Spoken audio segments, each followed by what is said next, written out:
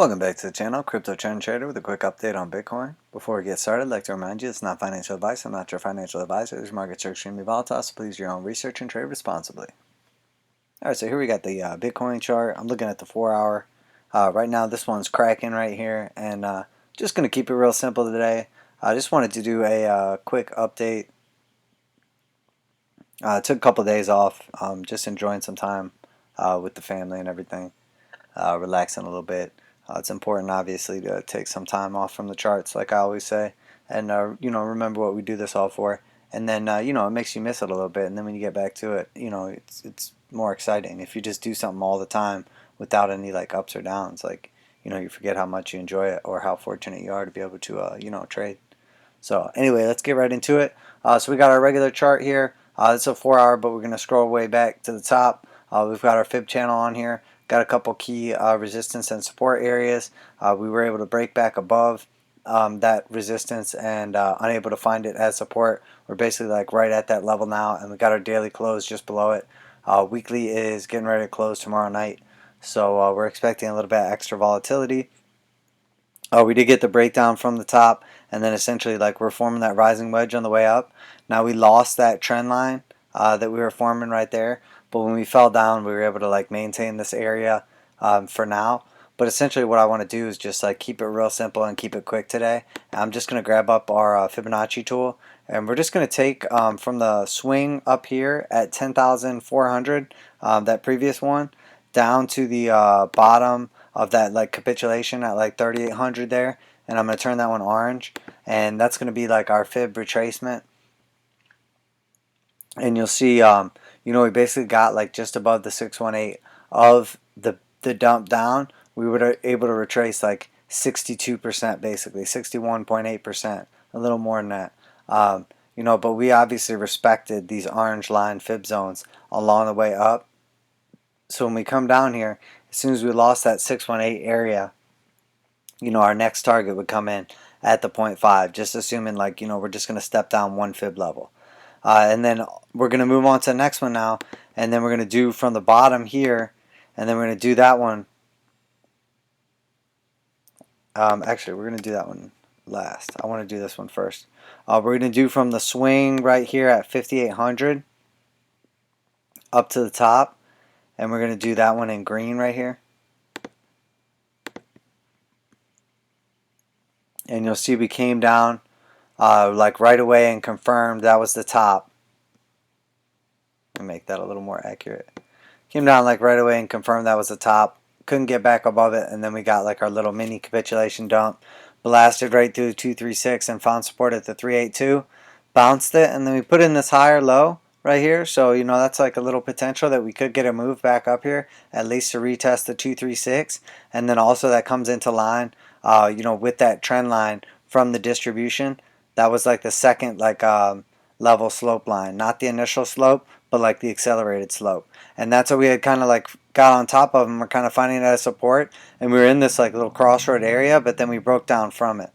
So obviously that looks bearish, but we don't want to just give up just yet. So we found support at the 382. We're thinking potentially a move back up as high as like 7,050, maybe even like 7,100 area. But realistically, the next target's going to be like, assuming we're going to retrace this single wave, the next target would be the 0.5, which is 6,600, or the 618, which is 6,400. And that's going to come in line. 6,400 comes in line with the 0.5. So now we want to keep that area in mind, because that's like a key level of confluence. And then we're going to go back to the one I was about to draw a minute ago, and we're just going to make that one blue, and that one's just going to go from the bottom down here at 4,000 up to our top right here at 7,500. And then we're just going to look at that one, and that would be if we retrace this whole entire wave, which was like the retracement of the bearish dump. That was like our impulse up to the 618. So if we end up retracing this whole wave, if we come down to the 236, that lines up perfectly. Blue 236 with the green 618 and the orange 0.5. So that's triple confluence on our Fibonacci's. So that's like a key target is 6,400 range. But if we get like more of a bullish retracement, we could just hit like 6,600 and then take back off. I don't necessarily think that's likely though, because we are in an overall downtrend. But we are in like a shorter term uptrend currently. So. And then, basically taking into mind those Fibonacci's, if we do get past that 236, I would expect 236 bounce and then a retest of the, green support / resistance area right there. And then essentially come down to the 382 next, which is going to put us in at that 5800 level. And then overall, longer term looking out, I would expect us eventually to retrace this whole wave. Assuming that was the top, I would expect us to come down between the 0.5 and the 618. So I would expect like 5,400. But realistically, the 1.618 of the green, which is just that single wave, comes in perfectly at the 618 and the 236. So it'd be the 618 of blue and the 236 of orange. So again, that's a triple confluence zone. So I think right around, and then it's also a round number, 5,000. So I think 5,000 and 6,400 are like really big confluence areas, just based on Fibonacci. So we're going to get rid of all that and just pull up the moving averages, parabolic SAR, all that good stuff real quick and take a look. And you'll see on the 4 hour, as soon as we got the cross between our yellow and red, like short term and shortest term moving averages, we immediately got like that mini capitulation dump, which was, it was like $400 candle, which is, obviously like nice tradable event. I shorted Ethereum up here. And then, let's see, we came back down, found a little support on the 89, and then we like closed down below it. I would expect at this point in time, we basically came back up and tried to like retest that golden cross on the 4 hour. But, it looks like we're going to dump back down here next and test that 200 simple at like 64.50. So again, that's another level of confluence. You'll see that 64.50 zone comes in with the triple confluence and then the 200 as well. So, again, that's definitely a level we're interested in. And then let's just pull up the daily really quick and see. We had basically just been hanging on to 21, but we're below our short-term 8 moving average. So at this point in time, it looks like we're going to sell back off. We got a whole day to try to defend this area. But typically what happens in a situation like this, as we get real close to the parabolic SAR line like that, and we're like testing a moving average, we almost always will get at least a wick down to take that out and flip the trend. Even if it's just a fake out and then we continue to the upside or like consolidate and then continue up, we will almost always touch that SAR. So I think there's a very, very, very high likelihood that we're going to come down to 64.83 and take that SAR out in the next 24 hours. As a matter of fact, I would go as far as to say there's like a 75% chance that we at least come down to 64.75 in the next like 24 hours before this weekly close. And matter of fact, as I say that like confidently, let's look at the weekly chart.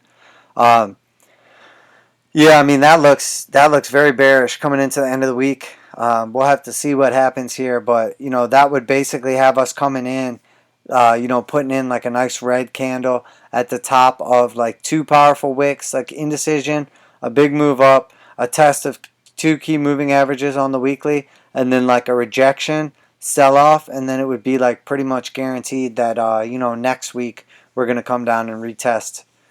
Maybe not the lows, but at least the 200 moving averages, which is going to come in again at that 5,800, 5,600 range. So I think right now the most important area to look at is 6,400, and I think it's very high likelihood that we're headed down there very shortly. And that doesn't mean we can't pop up in the meantime or whatever. It doesn't mean we can't retest these moving averages or try to close above one of them. But essentially this was the big trigger when we got that weekly cross on the short term and the second shortest moving average. That's it. We're obviously in a downtrend on a weekly time frame. And then what happened on the daily is I was saying with this cross right here, I didn't trust it. Normally this would be a buy signal, if you're trading the moving averages, and you could have still had a profitable trade off of that. So yes, that was worth taking like a little scalp off of. But if you entered that trade, you're right back to even right now. And typically when you get a move like that and then a rejection, all the people that got in this area right here are looking to get out now. So it's very likely that at this point in time we're going to get that dump back down, and then we're going to find this area as a strong resistance, and then we're going to retest some of these lows. And again, that looks like that 5,900 area or 5,800 area. That's a very strong support. Just looking like at the daily, like candle closes right there. With nothing else in mind. So, as soon as this goes down here, we're going to recross that back over. It's going to look like a fake out. We'll take out that parabolic SAR, enter back into a downtrend, and that's going to give us like a nice daily. The weekly, I mean, we've been in the downtrend since that exact spot at the cross right there, and we're not even close to threatening that. So I don't think there's a likelihood that we're going to get anywhere near that. I don't think we're going to be able to get above 7,500 anytime soon. So I have a feeling this is going to continue down, and we're just going to like consolidate in this same range and like retest the lows. And the SAR is just going to start strengthening down. And then when it gets back in this like 7,000 range, maybe we can consider it. But at this point in time, I think there's a good possibility we're going to come down here and really test these 200 moving averages on the weekly. And yeah, I mean, that's basically it for now. There's not a ton else going on. We can look at these guys.